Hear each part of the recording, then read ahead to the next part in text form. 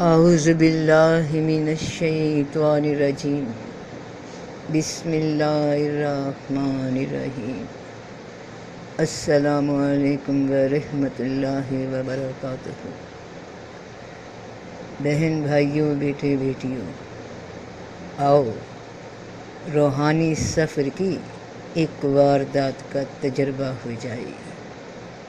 ابھی اسی وقت میں میں اور تم باطن کے ایک خاص تجربے سے گزرنے والے ہیں، تو سفر شروع کرتے ہیں۔ ارے میں کہاں ہوں؟ یہ کون سی جگہ ہے؟ ہوں کہاں میں؟ واہ، سبحان اللہ، کیا خوبصورت جگہ ہے۔ یہاں تو پھول ہی پھول کھلے ہوئے ہیں، لہلہاتے ہرے بھرے نظارے، بہتی ہوئی آبشاریں، یہ رات کا حسین منظر، چاند اور چاند کی چاندنی، یہ دن کا روشن منظر، سورج اور اس کی روشنی، یہ ٹھنڈی ہوائیں، یہ بھرے بادل، یہ بارش، یہ دریا، یہ سمندر کی لہروں کی جلالی موجیں، اللہ اللہ۔ اور اب ایک رونق کا مقام آ گیا، لوگوں کا ہجوم ہے، دنیا اپنے کام کاج میں مصروف ہے، ہر کوئی اپنے اپنے کام میں لگا ہوا ہے، کوئی خاموشی کے ساتھ، کوئی شور شرابے کے ساتھ۔ مجھے بھی کافی کام ہے، تو چلو اب ذرا اپنے مقام پہ، گھر پہ، دکان پہ، کاروبار پہ چلتے ہیں۔ کافی گھوم پھر لیا، اب میں اپنے گھر داخل ہوں۔ گھر میں موجود سب لوگ کتنے اچھے لگ رہے ہیں، یہ سب میرے ہیں، ماں باپ، بہن بھائی، عزیز رشتے دار، اولاد، اور ہاں، ان میں کچھ لوگ اپنے بھی ہیں، غیر بھی ہیں، ایسے بھی ملتے رہتے ہیں جن کے ساتھ تو بہت اچھی بنتے ہیں، مگر کچھ کے ساتھ یوں کہ تھوڑا بہت اختلاف رہتا ہی ہے، کیا کریں، یہ تو چلتا ہی رہتا ہے۔ خیر، اپنے کام پہ لگتے ہیں۔ آج کا سارا کام مکمل ہونے والا ہے، پھر کھانا بھی تو کھانا ہے، وقت کم ہے۔ ابھی انہی معاملات میں مصروف ہوں کہ توجہ کی نگاہ ایک جانب اٹھ گئی۔ ارے یہ کون ہے جو اس طرف تشریف لائے ہیں؟ کچھ جانی پہچانی سی شکل لگ رہی ہے۔ اوہ، یہ تو میرے بڑے بزرگ ہیں۔ السلام علیکم دادا جی، کیا حال ہے آپ کا؟ وہ مجھ سے، میں ان سے بہت سی باتیں کرنے لگے۔ ایک دم مجھے خیال آ رہا ہے، میں نے غور کیا کہ دادا جی تو بہت بیمار تھے اور چل نہیں پاتے تھے، مگر یہ تو اب اپنے پاؤں پہ کھڑے ہیں اور بھلے چنگے ہو گئے۔ واہ دادا جی، آپ ٹھیک ہو گئے؟ اللہ کا شکر۔ چلیے سب کو بتاتے ہیں، سب خوش ہو جائیں گے۔ ارے ایک منٹ، دادا جی تو فوت ہو گئے تھے، تو یہ کون ہے؟ زندہ کیسے ہو گئے؟ میں کہاں ہوں؟ مجھے خوف سا آ رہا ہے۔ میں جتنا خوش تھی اب اتنا ہی خوف کیوں آنے لگا؟ دادا جی کیسے؟ اوہ میرے اللہ، میں خواب دیکھ رہی تھی، جان ہی نکل گئی، ایسا لگ رہا تھا کہ بس۔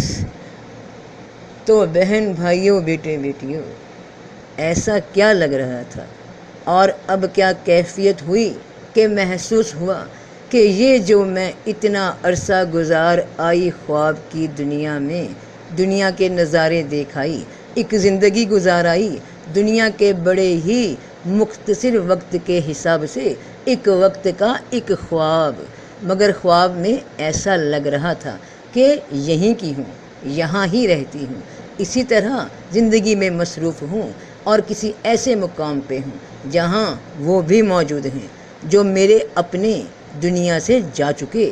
میں وہاں کیسے پہنچ گئی؟ کیا وہ وہیں رہتے ہیں جو کبھی کبھی دکھ جاتے ہیں، یا میں وہاں پہنچ جاتی ہوں جہاں وہ رہتے ہیں؟ خیر، معلوم یہ ہوا کہ یہ سب کھیل، یہ ایک خواب جس میں ایک زندگی بیت گئی، اٹھنے کے بعد معلوم ہوا کہ یہ تو کوئی ایک رات کے دوران یا اس سے بھی کم عرصے میں دیکھا گیا ایک خواب کا مرحلہ تھا بس۔ اور یہ زندگی جو خواب میں بیتی وہ ساری کی ساری میرے دماغ میں جاری تھی، میں دماغ میں تھی، یہ کھیل میرے ہی دماغ میں کھیلا جا رہا تھا، میں خود کھیل رہی تھی، اور جیسے ہی خواب یاد کی حدود میں داخل ہوا میں جاگ اٹھی۔ معلوم ہو گیا ارے خواب تھا اے نادان جو میں اپنے اندر ہی دیکھ رہی تھی، بدلتا ہے رنگ آسماں کیسے کیسے، آسمان شعور، شعور کے رنگ۔ تو خواب میں میرے پاس جو گھر تھا، جو جگہ تھی، جو کام تھا، جو سامان تھا، جو پیسے تھے، جو لوگ تھے، وہ اٹھنے پہ سب وہیں رہ گئے۔ بہت سامان تھا میرے پاس وہاں، مگر اب اٹھ ہی گئے تو یہ زور تو تھا نہیں کہ کچھ ہاتھ میں رہتا۔ اب تو جس حالت میں سوئے تھے اور جہاں سوئے ہوئے تھے وہیں اٹھ گئے، وہی کپڑے، وہی جگہ، وہی وجود، وہی کمرہ، وہی مقام، وہی میں، وہی تم۔ غور کرنے والی بات تو یہ ہے کہ یہ سب گیم میرے دماغ میں چل رہی تھی، میں دماغ میں ہی اتنا وقت گزار آئی۔ اللہ اکبر۔ تو جاگنے کے بعد میں جہاں ہوں یہاں بھی تو میرے کام وہی ہیں جو میں خواب میں کر رہی تھی، میرے گھر والے، میرے ارد گرد، میرا کام، دکان، کاروبار، نوکری، باہر کے نظارے، دن رات، سورج، چاند، ستارے، سب ویسا ہی تو ہے، بس جو بڑے وفات پا گئے وہ یہاں نظر نہیں آ رہے، باقی سب روٹین تو ویسی ہی ہے جو خواب میں گزری۔ تو جب اس خواب سے آنکھ کھلی تو معلوم ہوا کہ میں اپنے دماغ میں تھی، اب میری آنکھ کھل گئی، میں ہوش میں ہوں، جاگ رہی ہوں، اور اب بھی میرے ارد گرد پھیلے ہوئے واقعات، معاملات، لوگ تقریباً سب وہی ہیں۔ تو اس وقت میں جو دیکھ رہی ہوں یہ میں کس کے دماغ میں دیکھ رہی ہوں؟ تو اس وقت خواب کی حالت میں تو جو میں نے دیکھا وہ میں نے اپنے دماغ کے اندر دیکھا۔ تو اب جب میں جاگ گئی ہوں اور یہ سب دیکھ رہی ہوں تو یہ میں کس کے دماغ میں دیکھ رہی ہوں؟ کون ہے جو اس خواب کو دیکھ رہا ہے؟ اور جب ادھر سے حکم آ گیا، اس خواب کا وقت ختم ہو گیا، تو مجھے معلوم ہوگا کہ میں رب کے دماغ میں تھی، اور زندگی ایسی تھی جیسے ایک دن کی یا اس کا کوئی ایک حصہ جو میں خواب میں گزار آئی۔ میں تو اس خواب کو اپنا خواب سمجھتی تھی، وہاں جو موجود تھا مجھے لگتا تھا سب میرا ہے، مگر اب اٹھے تو خالی ہاتھ، سب کچھ وہیں رہ گیا جو بھی تھا، وہ مال، بچے، اولاد، خوشی، غم، وہ کوششیں، وہ جستجو، وہ آرزو۔ تو انسان جو ہوش میں دیکھتا ہے اسے یاد کہتے ہیں، اور جو نیند میں دیکھتا ہے اسے خواب کہتے ہیں۔ نیند کی حالت میں یاد یعنی یادداشت، یعنی ماضی، حال، مستقبل کی یادداشت خواب کی شکل میں سامنے نظر آتی ہے، کبھی ماضی، کبھی حال، کبھی مستقبل کا کوئی اشارہ، مگر بات چاہے گزرے ہوئے کل کی ہو یا آنے والے کل کی ہو، نظر زمانہ حال میں ہی آتی ہے۔ وہ جو خواب دیکھ رہا ہے، وہ جو موجود ہے وہی ماضی میں چلا گیا، وہی مستقبل میں چلا گیا کہ وہ حال ہے، حال ہی میں ہے، حال ہی کے دو کان ہیں، دو آنکھیں ہیں، ماضی کی، مستقبل کی، اور جب نیند سے ہوش میں آ گیا تو یہی ماضی مستقبل یاد کی شکل میں دماغ میں گھومنے لگتا ہے۔ یاد نیند میں خواب اس لیے بن کر آتی ہے کیونکہ تب تمہارا وجود بھی ایک سائے کی طرح ہوتا ہے، تمہارا اصل وجود سایہ یعنی ایک خیال کی طرح، اور پھر خیالی وجود کو خیالی پیکر ہی نظر آتے ہیں۔ ہوش میں وجود خیال، ہوش میں وجود خیال کی کیفیت سے کثیف کیفیت میں واپس آ جاتا ہے، ایک ٹھوس خیال کی طرح۔ تبھی تو ماضی میں کوئی بیتی تکلیف یاد آنے پہ اسی طرح محسوس ہونے لگتی ہے، اس کا دباؤ حواس پہ، دماغ پہ پڑنے لگتا ہے۔ تو جاگتے میں جسے دیکھتے ہو وہ یاد ہے یا ماضی کی یا مستقبل کی، اور نیند میں سوتے وہی یاد خواب بن گئی۔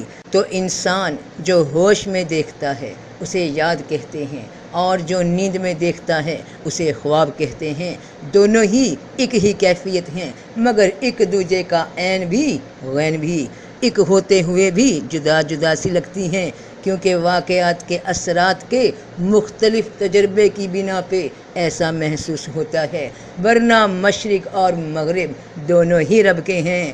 تو انسان صرف سوچ ہے، باقی ہڈیاں اور گوشت ہے۔ مگر مولانا رومی رحمۃ اللہ صاحب، آپ نے یہ بھی کیوں نہ فرمایا کہ سوچ کس کی ہے؟ تو چلو میں بتا دیتی ہوں کہ یہ کام میرے ذمہ رہا۔ تو انسان صرف سوچ ہے، باقی ہڈیاں اور گوشت ہے۔ سوچ یا بندے کی ہے یا رب کی ہے، تیری یا میری، تو رب کے برابر تو کوئی ہے ہی نہیں۔ تو یہ سوچ صرف تیری ہی تیری ہے۔ اللہ ہو تو ہی تو، اللہ ہو تو ہی تو، اللہ ہو تو ہی تو۔ تو انسان سوچ کس کی ہے؟ رب کی ہے۔ انسان صرف سوچ ہے، جو سوچ رب کی ہے، جو سارا کھیل اس کے دماغ میں چل رہا ہے۔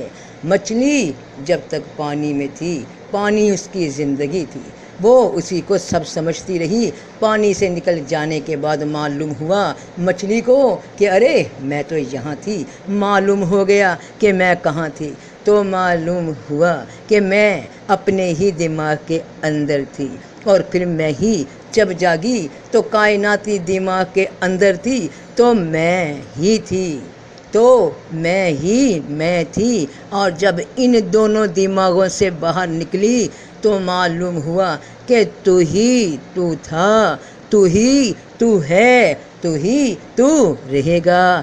ایک تو ہی حقیقت ہے، باقی سب خواب ہے، باقی سب خواب ہے، باقی سب خواب ہے۔ تو اللہ ہو تو ہی تو، اللہ ہو تو ہی تو، اللہ ہو تو ہی تو سب کا بھلا، سب کی خیر۔ جیتے رہو بہن بھائیوں، بیٹے بیٹیوں، فی امان اللہ۔